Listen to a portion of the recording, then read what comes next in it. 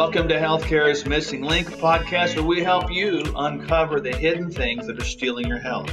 I'm Dr. Mark Sherwood, your host, and today is my distinct pleasure to bring on a friend of mine all the way from Malaysia, 13 hours ahead of me right now, Kit Ma.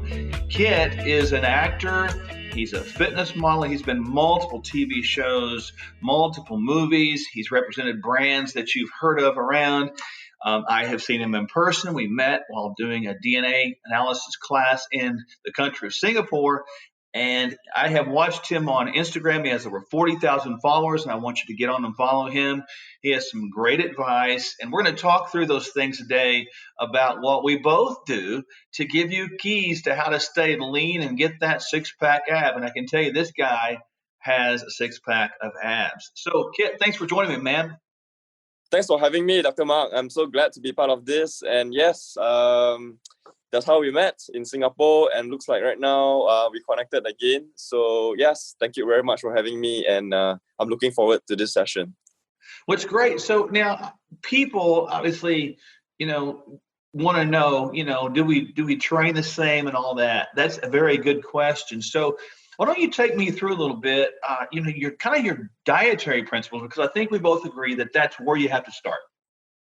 Yes, agreed. So maybe before I start with the dietary, what I do currently, I would like to start a bit of a background. Yeah. So how I actually started was the whole embarkment on the journey to fitness was started when I was much younger. I was actually thalassemia. So being thalassemia, that's where, I actually am having things like I was always very pale. I was always out of breath. I get fatigue really easily due to my red blood cell count volume. So because of that, I always wanted to just fit into the crowd.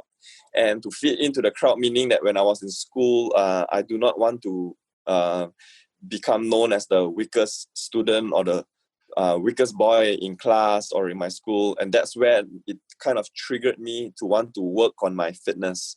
So that's how I got started with it. And being thalassemia, there's a lot of things that put me at a real disadvantage, especially when it comes to sports, when it comes to running and etc. Even walking a flight of stairs would left me breathless.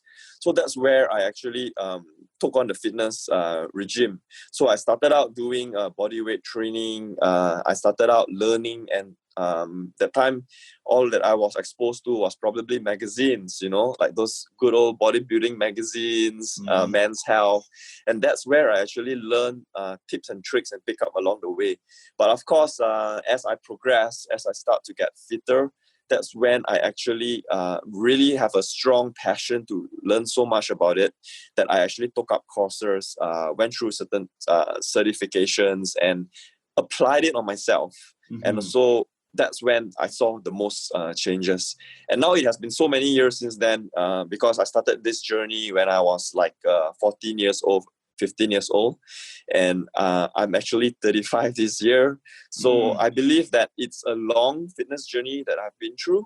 But I want to believe that it's really a journey that will stay with me until the day I die. Yeah, so it never ends.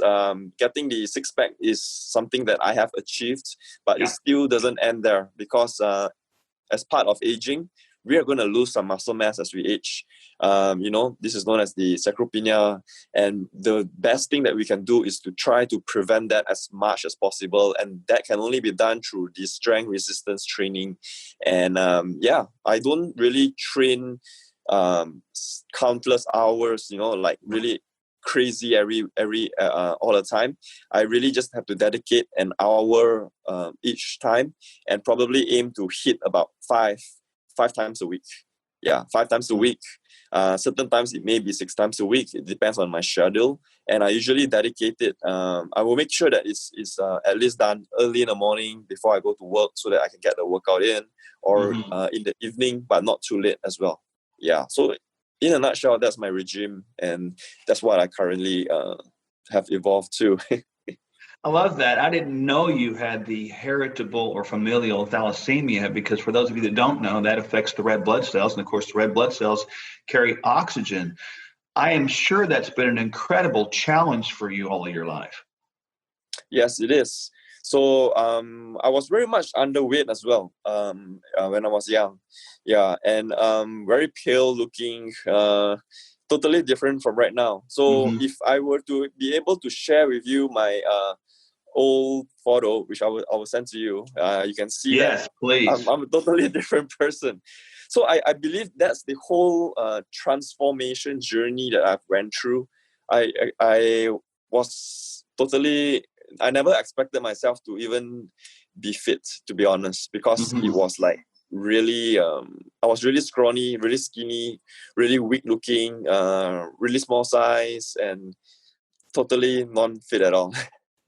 Now, when you were young like that, did here in America we would call it bullying or something like that? Were you bullied when you grew up? Yes, of course. I was Wow. bullied, I was made fun of, I was called all sorts of names. But I think the good thing was that it kind of like triggered me and made me want to be better, be stronger, be fitter. And that's when I actually, it's kind of like a desirable difficulty that prompt you to become better. And as I got better along the way, that's when I slowly gained the recognition and respects from the people around me. People were always very intrigued and very keen in terms of how I progress. And that's kind of give me that sense of accomplishments and that sense of confidence, which is very important. Because when you get bullied, usually your self-esteem, your self-confidence would be really low. And when you achieve something like that, that's when you start to slowly regain back again. So it has been a long journey, and that is when I only got this opportunity to do modeling, and it's also through a gym because I was working out in a gym when I was 18 years old, and that is when I met a friend who said that, hey, you know, you got the looks and all, why don't you just try out for modeling? And that's when I did. So he gave me some agents' contacts. I went to some castings, and that's how I actually got started as well. So one thing led to another, and it has been a positive thing that kept coming and coming as I got better and better. Yeah. I love that. The people that bullied you, made fun of you, called you names, curiously, have any of them came back and apologized to you for doing that? I think we need to always remember that sometimes when when we were young, when we were kids, they may do that because unconsciously they do not know the impact or the trauma that it can have on a person, and they may just do it for fun. They may not even meant the thing they say. They may just say it due to they simply think that it was fun to just poke fun at a guy who is looking a bit different than the rest. And all in, I think based on the understanding, I don't hold any grudge against them. They didn't came back to apologize or anything, but eventually it's their action that speaks louder than words, because they no longer was able to call you those names that they used to call you before as you transform and change. They start to probably take notice of you. They start to respect you. They start to become your friends. And I think that is even more important than apologizing, because apologizing meaning that they are aware of the wrong they do. But the fact that they are not aware, but somehow they were just doing it unconsciously and doing it for fun, but later on not doing it anymore. So that's even a better thing than apologizing. So no, they didn't apologize, but I get to learn, and I get to mature at a faster rate through observing and through going through this. Yeah.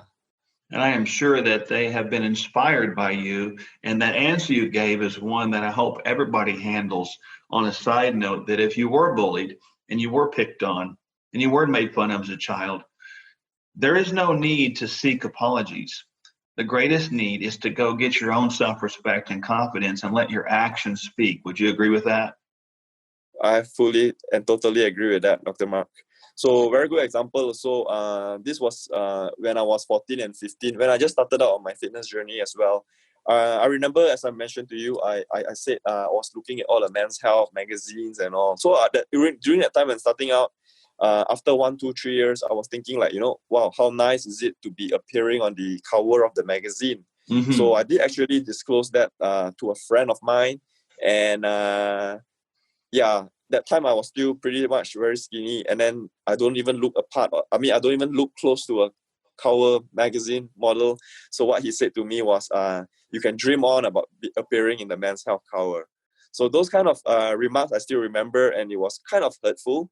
But then, I remember that very clearly, and I think that kind of drive me to, you know what, I want to work on myself. I want to be able to get there. And true enough, I was able to appear on the cover of Malaysia, and I was able to appear on the cover of Singapore. And I don't know, I'll actually have the opportunity right now to even travel to Indonesia and establish my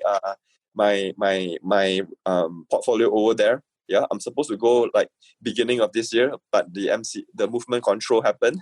So I do see that, there's always possibilities, and we should never think that something is far reach from us. Like, for example, being on a cover, looking with the way I was back then, it was something like really unimaginable. And even my friends say that to me, which was very hurtful, but I still did it.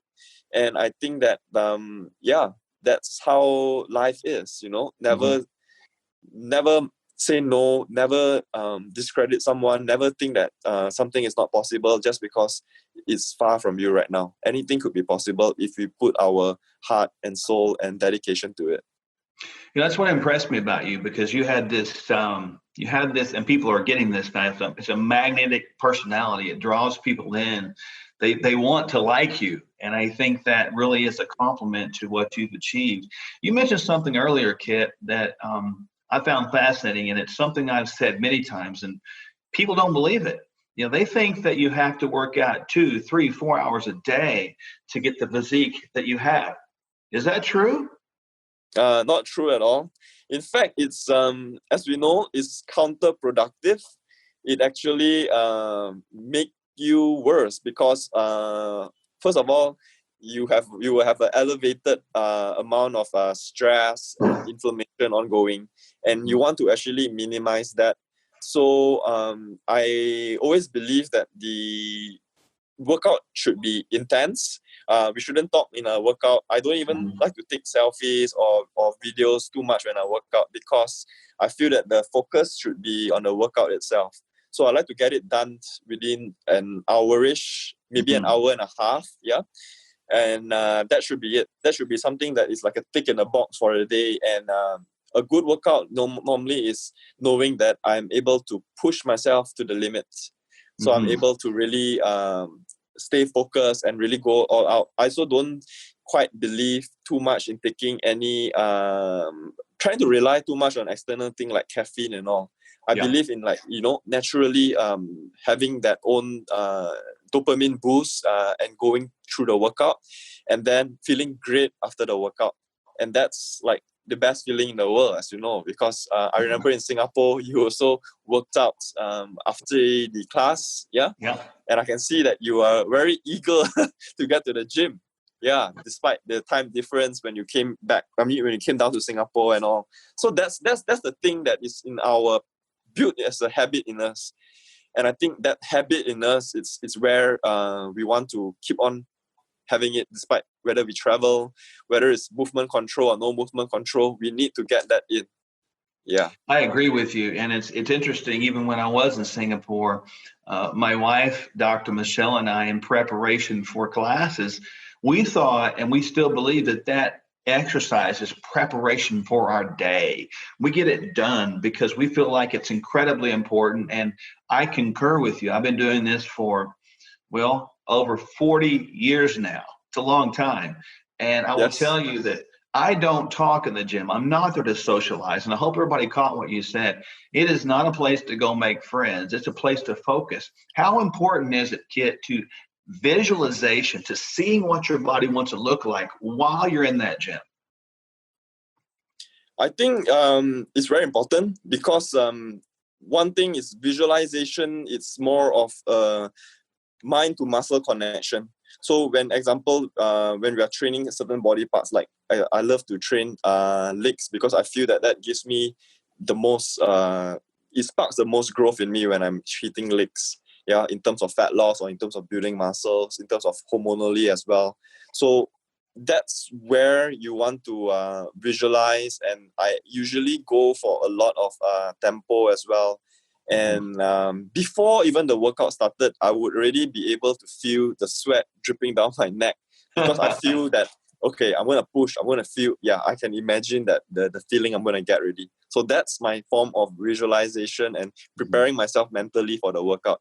And moving that at hand, I'm going to make sure that the night before, I'm going to sleep well, I'm going to eat well. And that actually leads to another thing, because when you have this strong visualization that it's going to be a very gruesome training, I need to make my recovery on track, I'm going to prepare everything after that, I'm going to eat this, eat that.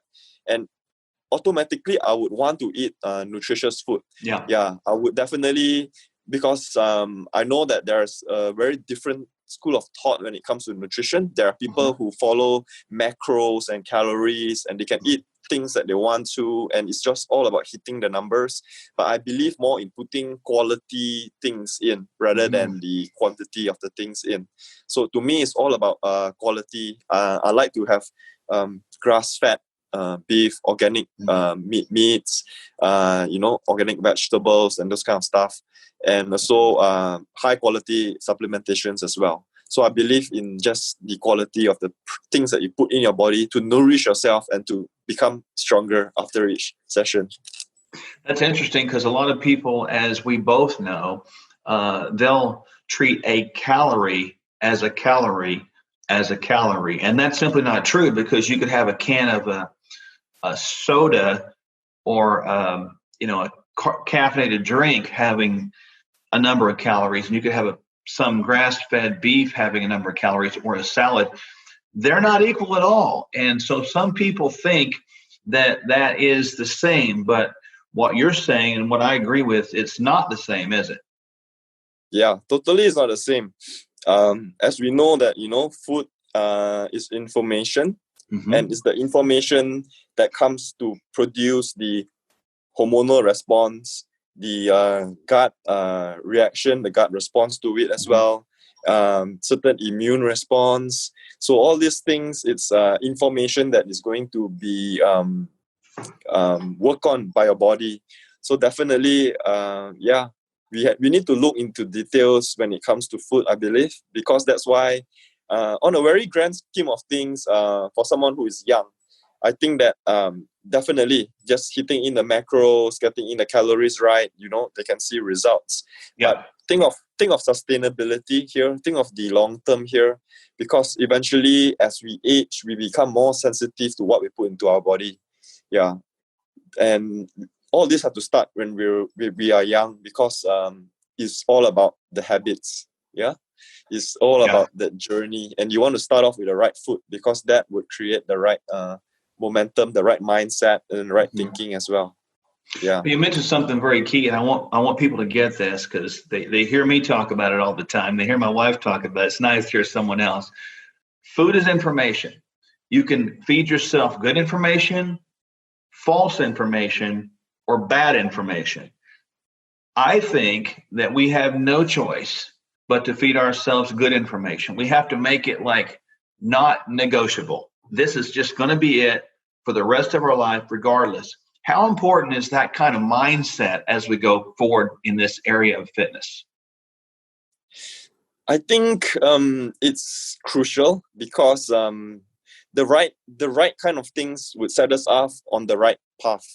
And when we are following this, actually, we would actually realize that other things comes easier along the way. Whether it's reach your goals, you find that you would definitely be able to sustain the goals. Because I feel that in fitness, it's always about the before and after. So everyone talk about before and after. Before and after can be done through many ways. Yeah. As you know, before and after, you can go on a major calorie restriction just to prepare for a bodybuilding show. But what is the after and the after? Yeah. Because that's the game. The game of fitness is always about a journey, just like how you, Dr. Mark and Dr. Michelle, are idol, because you both look great. You both are still lifting the weights. You both are still so iconic, in terms of that stature, that that kind of aspiration that I'm actually having as well.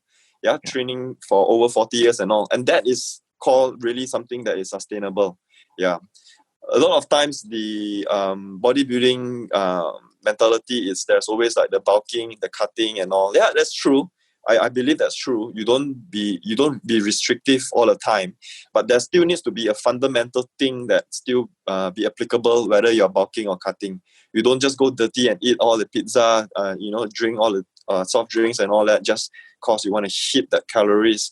You want to take care of your body because whatever you put in, it's really affecting another thing other than just the body composition. It's always begin on the internal rather than the external. So internal is where it's all start off with. Yeah. And I think another thing is, would you agree with me, Dr. Mark, that a nutrition program for someone who wants to achieve peak performance would eventually be quite different from someone who wants to achieve longevity when it comes to health? Yeah. Because there's always a different side of things.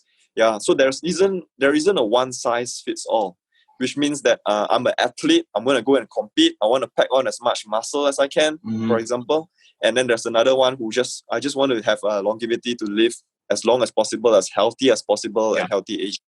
So it's totally different protocols. Although there are certain common things that we need, but eventually, totally different because we're going to stimulate certain pathways differently for one or the other. I agree with that. We've talked about it here a lot. The idea is some people want to be a runner or a rower or a lifter or a bodybuilder or maybe a physique sort of a person. There's a little difference in that kind of look. But ultimately, the overriding theme is sustainable, long-term, optimal health. And there are principles that cross all spectrums, and they are probably as follows: eating good, clean, organic foods, getting good sleep, being consistent in your training and not overtraining, and then probably handling stress. Would you agree with those four things? Totally agree. That's what I have been always sharing with everyone here as well, because I think we need to know how to deal with all these things, especially stress. Stress is something that a perception issue. The same person responds differently to the same stress. I mean, how they respond is totally different. One person respond to the same stressor is totally different than how someone else would respond. And that's where we need to know how to manage that. Why manage stress is important, because eventually that leaves a cascade of things when it comes to recovery, sleep, and the most importantly, the results as well. So just a question for you, and this is interesting. We didn't talk about this pre-interview, but obviously I am in the United States, and we are famous for the standard American diet / lifestyle. It has, I've seen this, observed it, and I've been all around the world, as you know, and where I met you and was a distant travel. I have seen the standard American diet / lifestyle go around the world and be portrayed as something good. But I have been grieved and very saddened about what it's done to the world. Are you seeing that have a negative effect in your country of Malaysia? Well, standard American diet basically is something that is happening worldwide, and it's I would say it's one of the major cause of all of the chronic diseases that we see today. So in Malaysia, we are actually doing the standard American diet, to be honest. Because very simple. For breakfast, our classic meal is always nasi lemak, for example. Nasi lemak, it means rice, and usually sometimes they even skip the protein portion. So rice, but let's assume that there is a bit of a chicken. It will be a small piece. So rice is mainly carbohydrates. Small piece of chicken is usually protein, but it's very little. And then a small piece of egg, which is also very little protein. And then they will have the fried nuts and ikan bilis, which is anchovies. And those are actually higher in the fat, but it's probably not very healthy fat as well because it has been fried. So That's where there is the carbs, which is high, the fats, which are high, and the protein, which is small. So isn't that the whole standard American diet? Yeah, Totally. and that's the breakfast. Yeah. And then that's just a meal, okay? That's just a dish. That's just a popular cultural dish. But looking at the whole day itself, what do they do? So they have either a nasi lemak for breakfast, or they may have bread for breakfast, bread with jam, yeah, or oatmeal, mainly oatmeal or cereal, which is also carbs, yeah, cereals, yeah. And then lunch, they would have rice as well with some dishes. So for those who are more aware, they may take more protein and take more vegetable, that's fine, but there's still rice there, so there's still carbs there. Then in between, there's the snacks, and the snacks, usually the choices aren't great either. Yeah, they may actually go for things like having lots of fruits, for example. So I know fruits are great, fruits and vegetables, but the thing is a lot of fruits here are actually very sweet. So they think it's healthy and they keep eating the fruits, but generally, fruits is going to be equivalent to a carb high intake. Yeah. And then dinner again, that's again the rice and the dishes and all that. So from this description itself, you can really see that we are already high in the carb consumption. And that is why, if you look at the Malaysian statistics, we are actually one of the most obese country when it comes to Southeast Asia. And also in terms of diabetes wise, we are the most diabetic nation in the whole Southeast Asia and Asia continent as well. So it's a rising thing, and very easy. The root cause is just the diet, because everyone go through this. Eventually, going through this, year after year, that's when we known as the thing as insulin resistance. Yeah. So most people are already insulin resistant, and it's a matter of time before they get confirmed to be a type 2 diabetes. Yeah. And they will then rely on the drugs. Yeah. Now you, obviously, people can't see your physique. I'm going to make sure that when we do this podcast that people see a picture. If you could send me that picture of yourself before, but I also want that picture of you on the Men's Health magazine, because I've seen it. You look great. So how do you deal with that with your friends, your colleagues, as other people around you are getting more and more obese? How do you stay the course in that journey?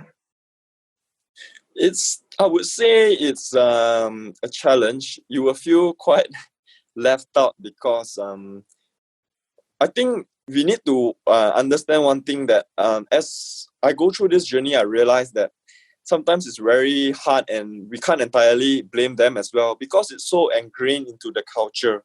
And one very things that gets me off, it's the fact that the mainstream ideology and the way that dietary is being given from authorities, like I'm going to be very honest with this, like the hospitals, it's very disappointing. Yeah. So it's so disappointing, because when my dad was in the hospital 2 years back, I didn't live with my dad, but he actually had a stroke, and that's when I actually went and took care of him in the hospital. Then I saw the kind of food that they gave him, knowing that he's a diabetic as well. I actually questioned a lot of the things. So I talked to all of the dietitians in the hospital, each and every one of them. I questioned them, and I asked them, what was it that based on that you're giving this meal? So they always believe in a balanced diet. You need to have your carbohydrates, and you need to have the protein and the fat. You need to drink milk.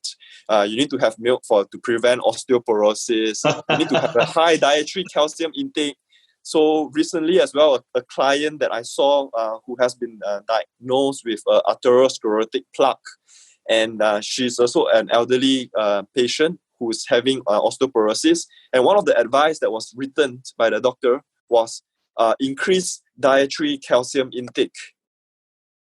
So that's horrible thing, Dr. Mark. Yes, that's a horrible thing. Yes. Because calcium alone doesn't help to build strong bones. It causes more atherosclerotic plaque. You need to increase your dietary supplementation of D3 and K2. Yes, exactly. Well done. So it's just a very simple thing, and when the fact that authorities are giving this kind of wrong advice. You need carbs for energy. You need carbs to get on your day. You get hypoglycemia. For God's sake, I've been on no carb at all, and I train my body to even work out without having carbs. I don't even get hypoglycemia. So No. it's not so easy to get hypoglycemia. You need to know your state. If you are a type 2 diabetes, if you are someone who's relying on insulin because you're a type 1 diabetes, that's when you probably may need some carbs to know how to manage it well, rather than cutting off totally. But for most people, they are totally fine to go without it. And it's just a matter of letting your body adapt and able to be metabolically flexible enough to utilize the other pathway to produce that necessary energy for your body. And that's how fat loss would also be triggered when your body learns how to tap into fat sources rather than tapping into the carb sources that we keep putting in, and we think that we need it as fuel. That's right. And talk about that a little bit. You're talking about the process of ketosis, or using ketones to fuel the body. And by the way, as our listeners need to understand, the heart and the liver prefer ketones over glucose. And the brain is one that can use that very effectively as a fuel. And as a side note, when someone does have a brain injury, the body will actually try to produce ketones because the glucose utilization is impaired. So you're talking about something that really everybody across this world needs to tap into, is fat as your primary source of fuel. Yes, that's true. Because if you look at the majority of the people around us, they all always want to have a fat loss. They always complain. They always complain that I'm putting on weight. And when I'm putting on weight, it's not putting on muscles, putting on fats. So isn't that a sign that you need to learn how to need to manage the fat, manage that? Yeah. So that's what I think. I'm not asking them to go to be, to become super lean, to become super skinny. But in general, you need to teach your body how to utilize that so that you would not have any of these metabolic issues or metabolic disorders. What do you feel is the main excuse or the main reason that people that you work with don't make changes? So I think one thing is prioritization. So in Asian countries, we tend to overwork, and we always have a certain ranking of priorities. Like, even for myself as well, to be honest, career we will always place as the utmost important. So we will always want to go all out in our career, and that takes precedence over other things. Some people would then prioritize like their family or their loved ones, and then they will then prioritize the wellness of themselves. But I feel because of the way I started is being at a real disadvantage, being able not to perform well. I think that it always starts with the wellness of the self. Because when you can take care of yourself, everything else would fall into place, and it will put you at an advantage. Because as you function better, as you are able to be better resilience to all of the stresses of life through training, not just physically, but it requires a lot of mental training as well. That's when you can take on other challenges, and that's when you can actually excel and propel yourself in career or in relationship. Because you can't take care of others until you know how to take care of yourself. You can't take care, and you can't go all out in your work to even work 16 hours straight a day if you are not someone who is fit. Because if you are pushing yourself but you are unable to cope with that work demand, eventually your body is going to take a toll, and you're going to pay the price later on. And that's what happened to most people in my surrounding and in this country. Most people, they are so wealthy, but at the end of the day, they are spending all of their wealth on their health.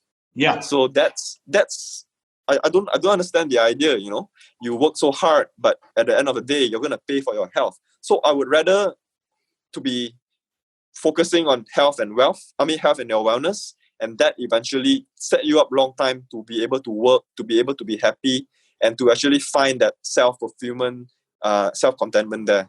But seeing for that is, I come from that I come from that background. I come from that mindset. So that's how I view things. But not everyone comes from there. But I think that can be changed through probably listening to stories like this, you know, in this podcast Exactly. where we are sharing how we get started. Because people always see the end result. They always see that, wow, you know, he must be lucky. You know, he got this body, he got this look, he's able to gym because he has been doing it for a long time and all. But they need to understand that it wasn't easy at the beginning. It was also a journey, a struggle, a lot of mistakes, a lot of falls. And that's when we only grow and we surpasses them all and we progress until today. We become who we are. Yeah. I love that because, you know, you're a guy that people could read your bio, they could look at you and see that you have a level of fame, a lot of notoriety. People know who you are in Southeast Asia, and yet they don't know what you've been through. They don't know what brought you to this place, and they have no idea what makes the heart inside the man you are. And I find that that's very inspirational to people that are listening. You got a lot of things going. What's a new project you're working on right now, if any? So right now, I'm actually working. I'm going to be one of the co-founder for this existing company known as Fit Escapes. So what they do is they are targeting more of corporate wellness. Mm-hmm. So at the moment, I'm going to be planning and structuring some wellness program for corporate wellness, and I think that is something that is quite in demand here right now because corporations, especially those big corporations here, multinational companies, they do place an prioritization on their staff well-being. And how it is being done is through education and through also practical sessions that they give their employees exposure to. So a lot of the time, they need to start somewhere. A lot of them, they are really good employees here. They got a good mindset. They work very hard, but at the same time, they find it hard to balance the time between their well-being and their family. So that's where we come in to give the education and the empowerment for them to start to take charge and things that they can do to actually progress in terms of health. Teaching them how to eat right, for example. Teaching them that you are following the SAD diet, and you know what happens when you follow the SAD diet? You're going to end up like that. You want to end up like that? No. So what do? Make better choices. So how do you make better choices? That's when we share and we teach them the way. So I also do come from a corporate background, despite not many people knowing that. I do have a corporate job for 12 years already. Since I graduated, I actually worked in a corporate company, MNC, but only recently during the movement control, I have decided to leave my corporate job to fully focus on to the wellness space. So that's when I'm actually right now based at Aspire Lifestyle Hub, which is an integrated facility here in KL. Would love for you, Dr. Mark and Dr. Michelle, to come on over when you come to KL. So we are a facility. We have the gym downstairs. That's where I usually train. And then on the second floor, we have some rehab centers, some personal training area as well. And then the third floor, that's where we do the nutrition medicine, the DNA practice, as well as all these modalities of treatments like detoxification treatments and all. And finally, the top floor is where we have events. So I have a whole big space which I can conduct and facilitate a workshop like what you did in Singapore. So there is a space there available, and who knows, in the future maybe you can come down as well to even host some workshop there, like certain high-end things. You know, I really like things we look at. You told me before, like the peptides and all that kind of things. So those are things that are quite advanced for the market here, I would say. But being practitioner myself as well right now, and knowing a lot of other practitioners, I think by upskilling our knowledge and learning all this, we'll be able to serve our community better and give and introduce more modalities that would bring better results to the clients. I love that. And certainly I can think of no better guy than yourself to represent a different way to do that. And Dr. Michelle and I'd be truly honored at some point to come over and assist you in that journey, because I think that we both agree that the world needs better health. And the world needs better prioritization of this because, as you said correctly and so succinctly, that once you get this mastered, everything else kind of falls in line in life. And that was very well said.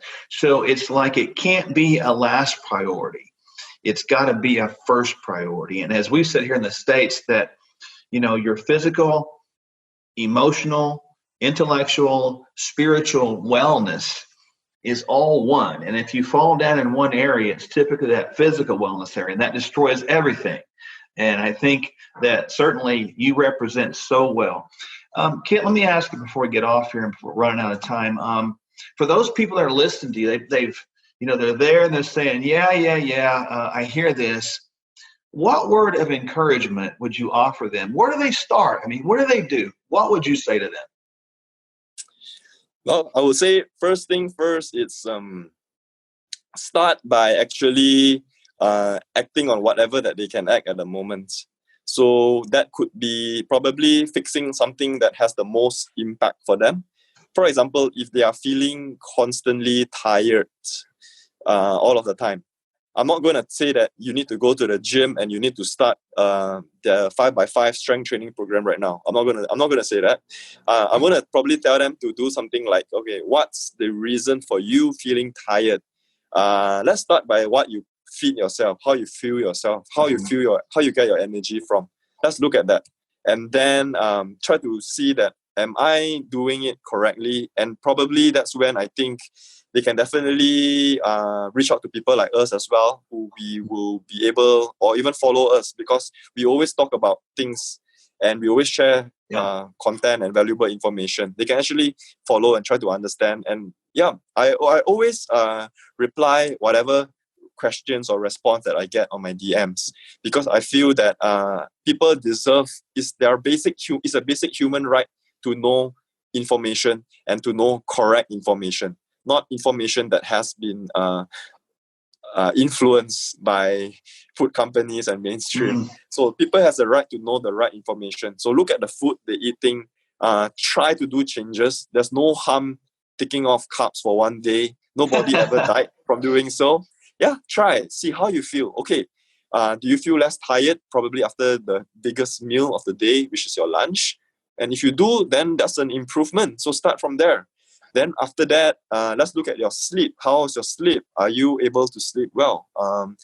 If you are not, why? Maybe you're sleeping late. Can you actually try to sleep earlier? And then how you feel? So it's always a step-by-step approach.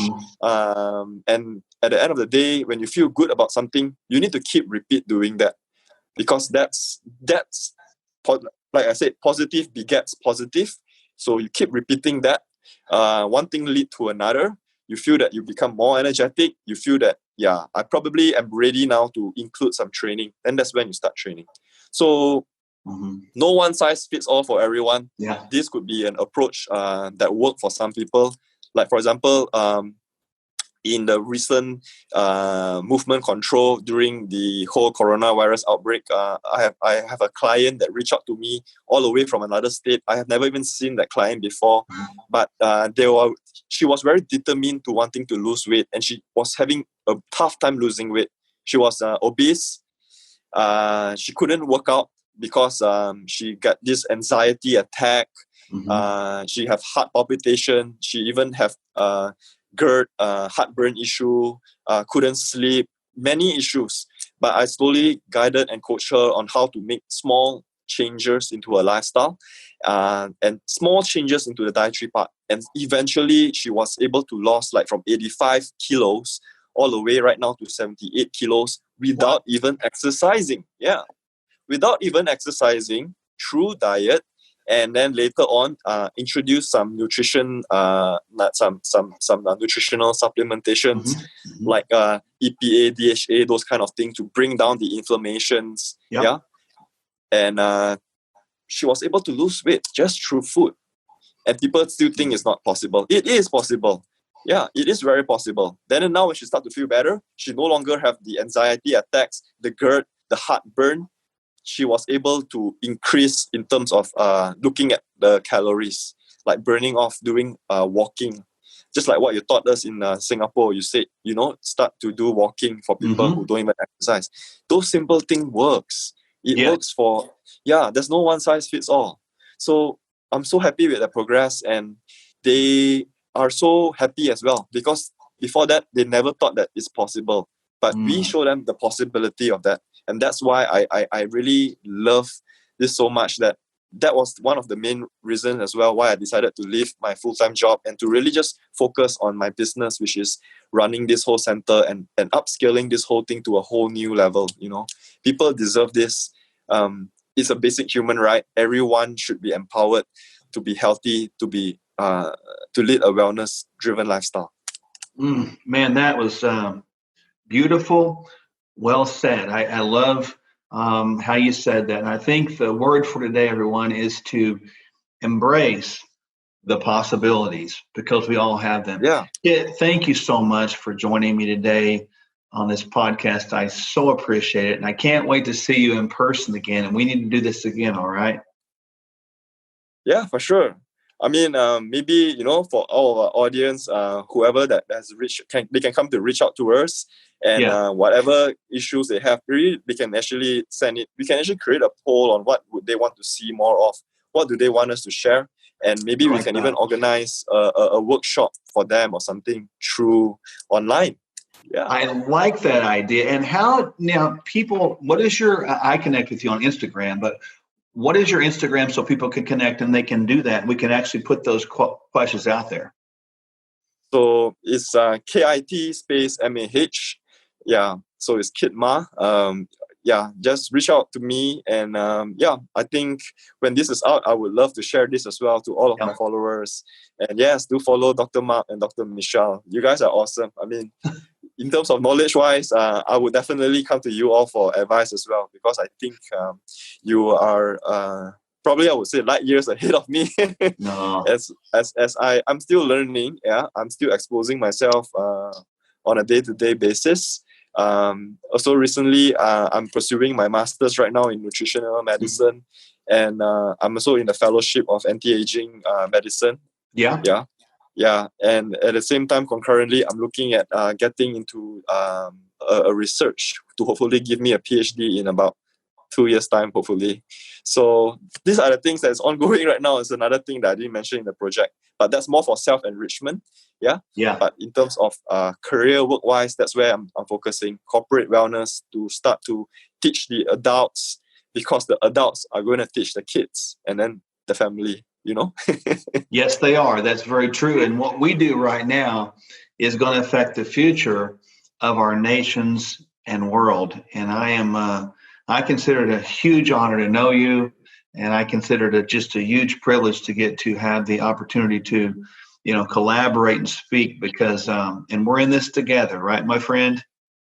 Yes, we're in this together. And it's one of the best things that ever happened to be able to connect with you last year in Singapore. Yeah, so I'm really glad, and you both are truly inspiring, Dr. Mark and Dr. Michelle.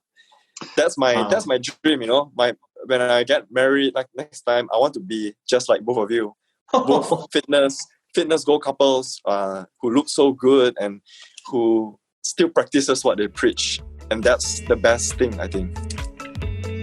Well, man, I'm very humbled, and thank you for that. That's the greatest compliment we could ever get. And I thank you. I want to thank you, ladies and gentlemen, too, for joining us today on Healthcare is Missing Link. And it's been a pleasure. One thing I always ask you to do at the end of these episodes is always subscribe, so you can know what's coming up next, of course.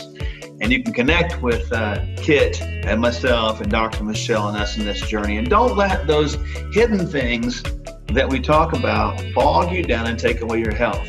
We'll look forward to seeing you again next week on the podcast, Healthcare is Missing Link. We'll see you later. Bye-bye.